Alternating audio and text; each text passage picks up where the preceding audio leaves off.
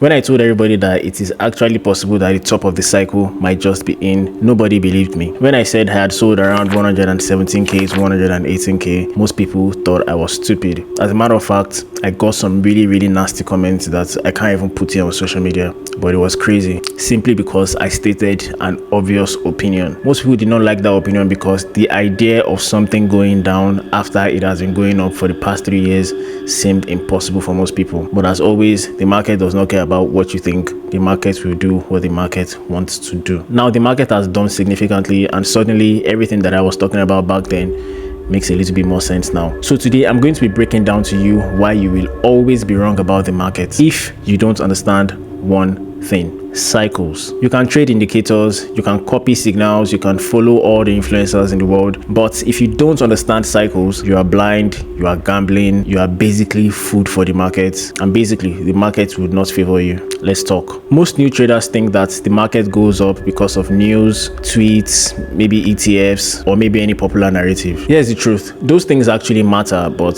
they are not necessarily the most important things to pay attention to. I personally think that they are just excuses that the market use to do what it wants to do. The real engine behind any major move is cycles. The market is not random, the market is not spontaneous, it is not emotional. You are emotional, but the market is mechanical, predictable, patterned, and repeated. Every time you see a pump, a dump, a trend reversal, it mostly fits into a particular framework that has been repeated for decades. And you know the crazy part? Life itself runs on the exact same way.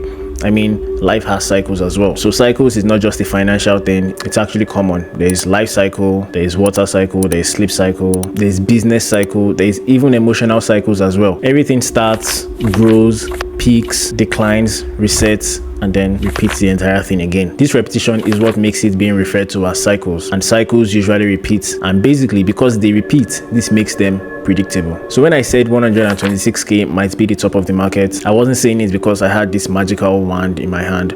I was saying it because I was observing the cycles. I had been studying the cycles for years now, and obviously it is no surprise to me to see it play out just exactly as I said. So basically, I simply was considering 126k to be the top because the cycle was coming to an end. Simple.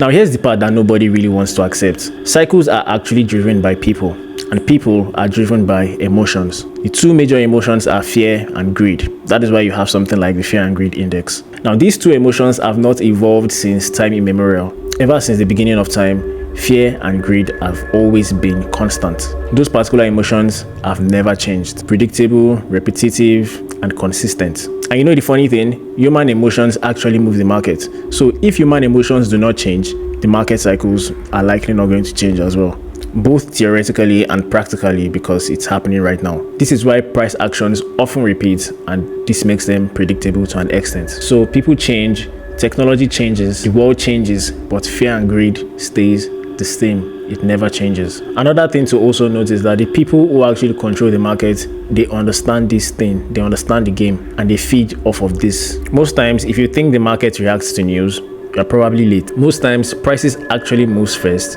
or show signs that it's about to move, and then the news comes out. Keep in mind, the news is coming out just to justify the move, not because the news is making it happen. I don't know if you get what I'm trying to say. This is obviously an unpopular opinion, but whales do not follow the news. The news actually follows the whales. This is why most retail traders will always be wrong. You are reacting to an information that was written after the move was already decided. That's the trap. That's the game. That's why most people lose. That's why most times when I say that I don't pay attention to the news, people do not understand what I'm talking about. But I say this because the news is always late. It will always be late. When I said Bitcoin was going to drop below 98k, most people could not picture it in their head. This is because the news out there is bullish on crypto. People are talking about Solana ETFs, they're talking about XRP ETFs, they're talking about altcoin season, they're talking about a lot of things. Because of all these conversations and all the innovations around blockchain, people remain bullish when they should be bearish. Now keep in mind that the fundamentals of crypto has not changed even though the market is bearish. When I noticed that the market was beginning to become oversold, when Bitcoin crossed above 100k, I was heading towards 111 to 120k. That is when I became extremely